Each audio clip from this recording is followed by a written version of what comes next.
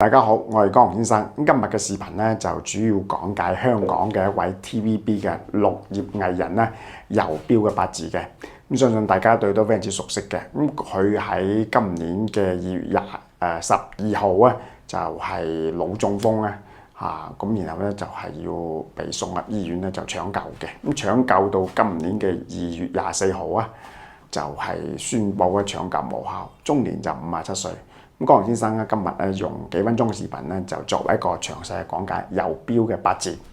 游標咧相信大家對都非常之熟悉嘅，喺 TVB 裏邊咧專職做啊就係導遊啦，專職做嗰啲小飛仔底下階層嘅專業戶嚟嘅佢係未試過做主角嘅，係一個甘草綠葉嘅。佢嘅演技咧就非常之了得嘅一位可以講為藝人啦我哋首先睇睇游標嘅八字先咧，1968年屬馬騮嘅，今年就57歲戊申、庚申、丁卯、庚子，時辰咧，我認為係庚子時嘅。點解係庚子時咧？我江洪先生一陣會話俾你聽咁丁火日元出生於一個新嘅月份，丁火係立足之火嘅。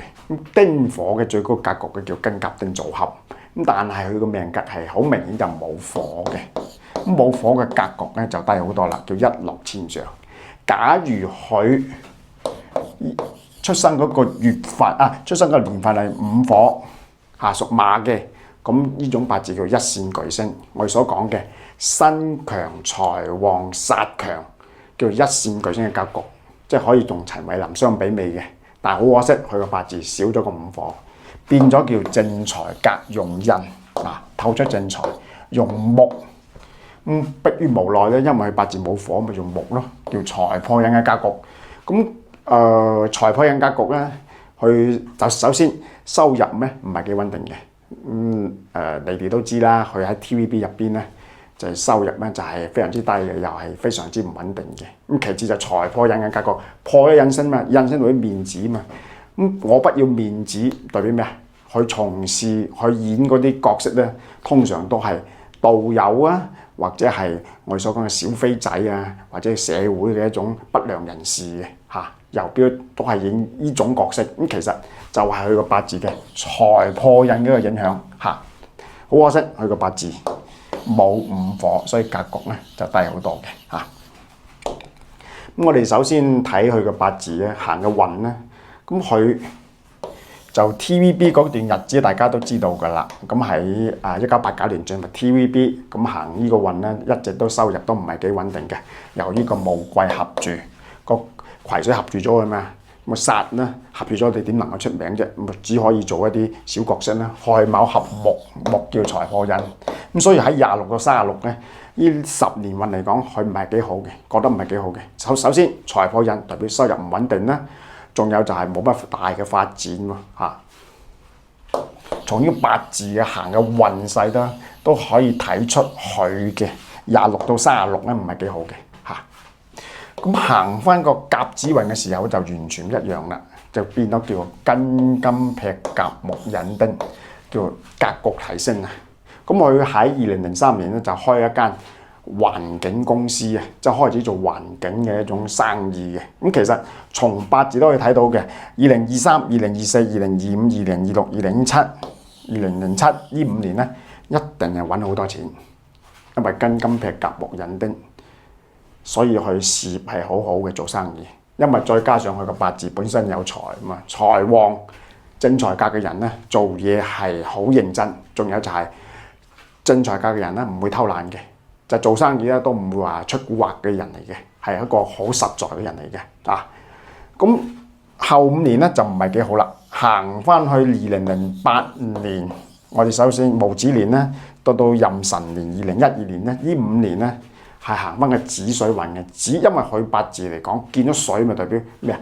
財生煞克日元喎，就代表首先容易做生意咧，會資金周轉出現問題。其次就係錢財熱壓力，代表生意唔好做咯咁所以佢5年嚟講咧，唔係過得幾好嘅做生意呢個從一個大運嘅八字咧嘅流年都可以睇出嘅咁到咗乙丑年咧，乙丑大運咧，46歲之後即係2013年到2023啦，呢5年咧係佢人生嘅一種巔峰運嚟㗎。點解？因為月金合，月木代表公司嘛，公司合財嘛，同人哋合作嘛，再加上子丑合叫食神合煞，叫開闢自己嘅公司嗰種業務嘅。咁所以你會發覺佢2013年之後咧，佢係嗰間公司係幫人哋除甲醛嘅，喺技術方面啊，或者業務方面咧係一個擴大嘅嚇。其實佢呢10年運嚟講係非常之好成功嘅，即係公司啊各方面啊嘅運行啊做生意啊都得到別人嘅一種認同嘅，係業務係好旺嘅嚇。特別係2014、2015、2016、2017木火旺嘅流年嘅時候，佢嘅運勢咧係最好嘅嚇。咁我哋都知道咧，游標咧，佢係喺56歲至2023年咧開始轉運嘅。咁佢行木火劫財丙人運，丙人運嚟講都係屬於好運嚟嘅。雖然係行劫財運，劫財運嚟講咧代表劫奪啦，俾人哋劫奪嘅人哋嘅生意啊，即係俾人哋搶客戶啊。雖然競爭係好大，但係游標咧去行呢56到66咧，都係好運嚟嘅，都係行運嘅。咁最後郭先生咧就講解游標咧點解喺2026年咧就旺生咧。咁其實咧同佢嘅出生嘅時辰咧有非常之大嘅關係嘅。咁我推測佢出生嘅時間咧係庚子時。咁庚子時咧行呢個運叫丙人運。咁丙人運地支係寅木，生個丙火，木火好旺。咁呢個係好運嚟嘅。咁好運嚟講咧，財運係唔錯，做生意係幾好。但係咧，你做生意好行運動你嘅身體健康，同你有冇意外嘅發生係兩回事。咁香港咧就有一位師傅就講：喂，行運咧係行緊運嘅人係唔會死嘅。呢個係觀點係錯嘅喎。咁所以一定要翻去睇行唔行運同你嘅身體健康有冇意外係兩回事嘅，所以一定要記得嚇。佢行緊嘅運咧叫丙人運。咁丙人咧嘅大運流年咧叫丙午年，個火係旺到七彩啊！個火係非常之強勁嘅啦嚇。嗱，咁丙午動呢個時辰咧叫天克地沖，呢個時辰咧係對於晚年啊嘛。佢而家行緊晚年啊嘛，57歲啊嘛。天克地沖，火克金，子午沖，午火一定係受傷嘅，子水又係受傷。午火代表咩啊？心臟、血管，仲有頭部啊，都屬於係火嘅。再加上佢，我哋睇睇佢呢個年柱係戊申，呢個叫頭部，中間叫胸部，呢個叫腹部，呢個叫腳部。咁寅午，我哋睇睇寅午合火，燒住個金，金受傷剛好代表頭部。所以點解佢今年係腦中風咧？